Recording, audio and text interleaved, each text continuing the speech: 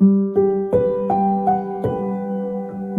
sometimes I look back and I just wonder, what were we thinking? What was I thinking? We went for a long, long period of time with no resources. And when I mean no resources, I mean no resources. People told us we were crazy to go all in. Is this really going to work? I think some of the most beautiful things can emerge through trial and through difficult times.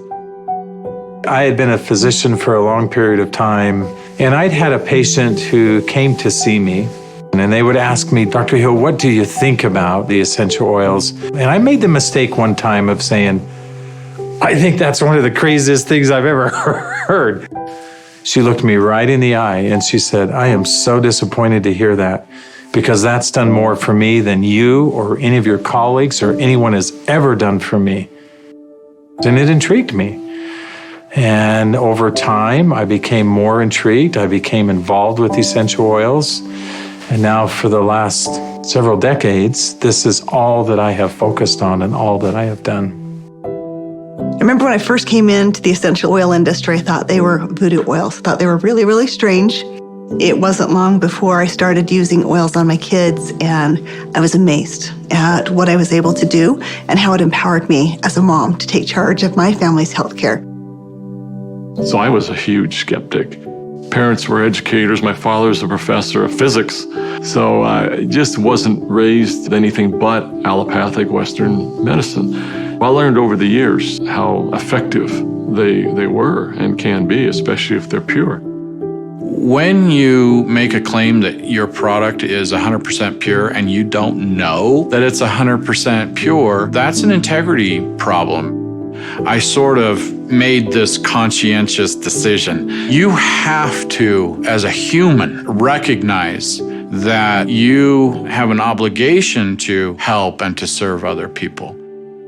After working 10 years in the essential oil industry, I found myself leaving for integrity purposes because I knew that essential oils had to be pure. The desire of my heart was just to go home and raise my children. I've tried all the essential oils out there. There's nothing that meets the quality standards our family needs to use for our health care.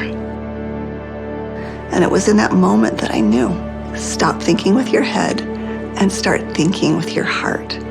It all came together, and I had such a grand vision of going out and finding the world's most pure, most potent essential oils and educating mothers like me how to take charge of their health care.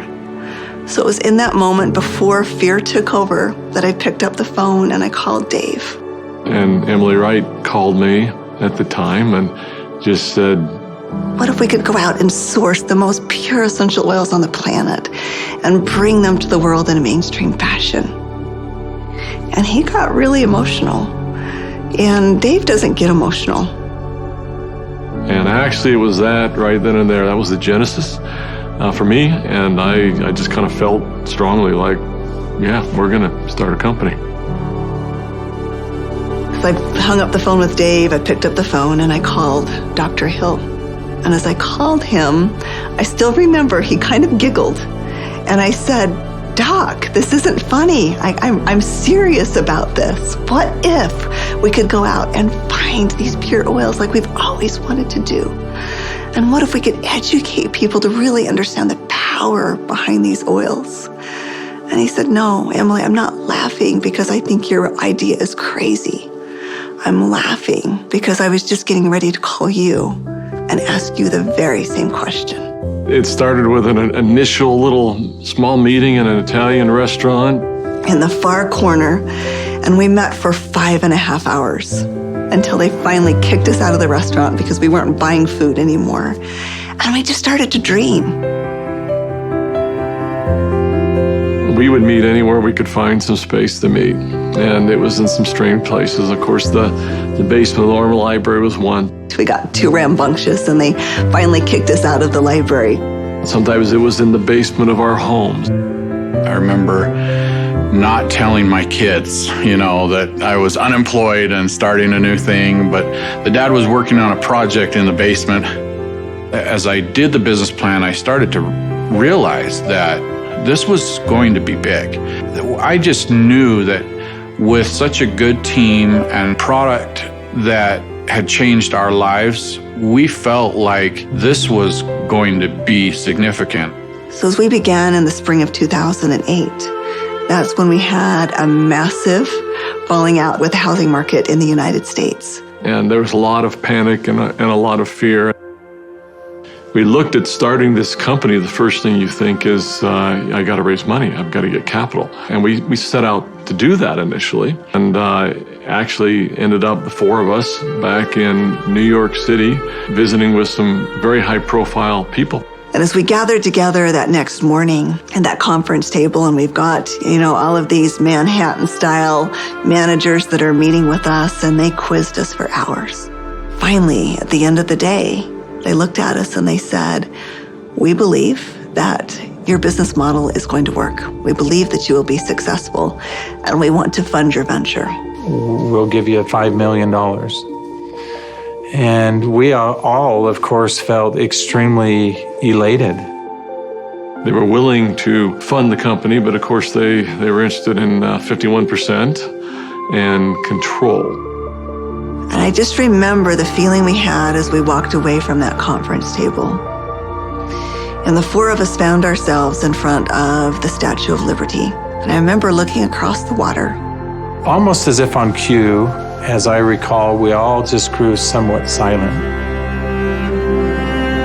And as we looked out over the water, and I looked at the Statue of Liberty, and what rung true to me is, we're doing this to give people freedom. And if we take their money, we can't make people free. And we can't make this dream that we have a reality, because they'll never allow us to bring the quality of essential oils that we know we have to light.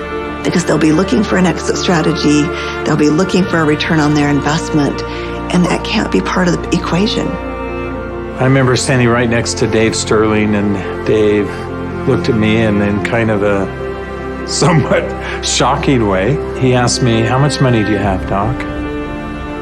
And I said, I don't know. And he said, "How much can you pull together?" And I said, "I don't know."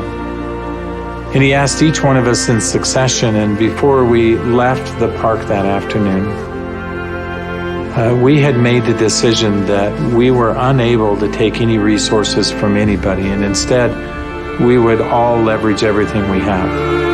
We took the equity out of our homes, we cashed out 401ks, we liquidated everything we owned in order for this dream to come to fruition. And so as I expressed this to my wife, I remember very clearly, she just looked at me and said, "Well, I trust you. You'll take care of us, and we'll be fine." And we had family members even come to us to say, "You're foolish. Your family is going to be homeless." So we went all in, everything. We didn't hold anything back. We thought it would be for just a couple of months that we went without any income, but it was 13 months. Those final months, we're eating almonds and yogurt and telling our kids they can't go to dance practice and they can't play sports because we don't have enough money. But having that belief that it was all going to be worth it. And I remember a day that we had $5,000 left in our account.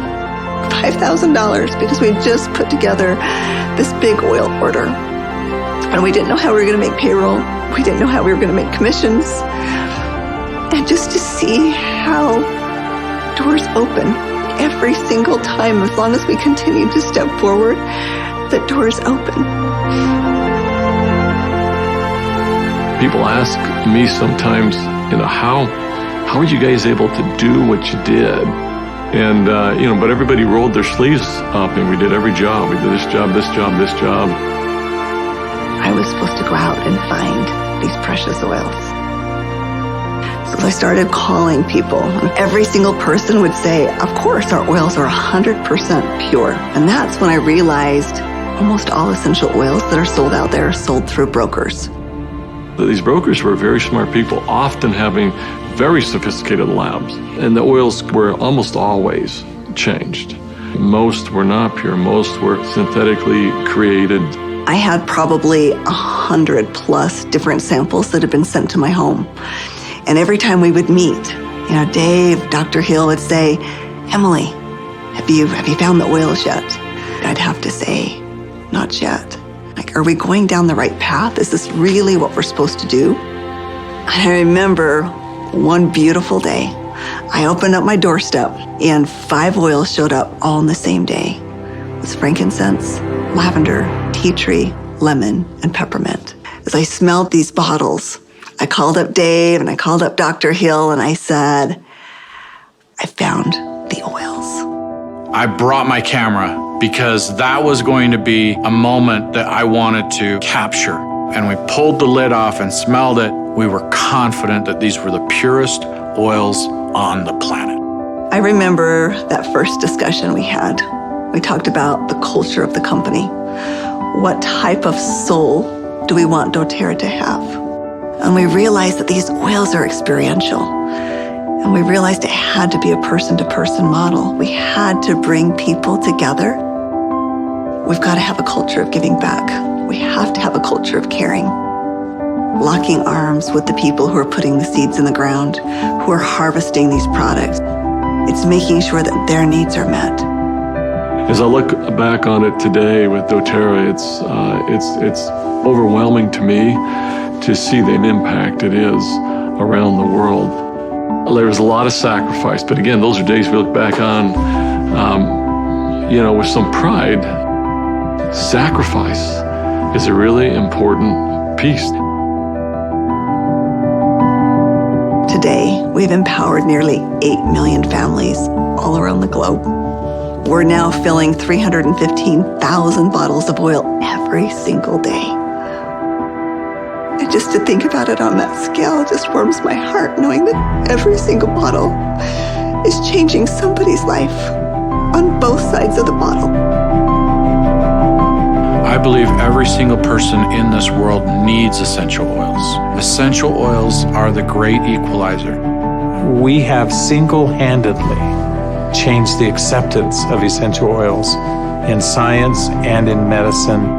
We are so committed to this work. We are so humbled to be stewards of what nature has created so perfectly for us. And we're so grateful for all of our amazing employees, for all of our amazing wellness advocates, for all of our amazing customers all around the world. We haven't changed in our mission. We haven't changed in our purpose. We're still true to those things that very early on were important. If doing the right thing was important then, doing the right thing is important now. If helping and giving service to other people was important then, it's important now. If sourcing oils differently and doing what had not been done before was important then, it's important now. We feel like, as crazy as it sounds, we're still just beginning.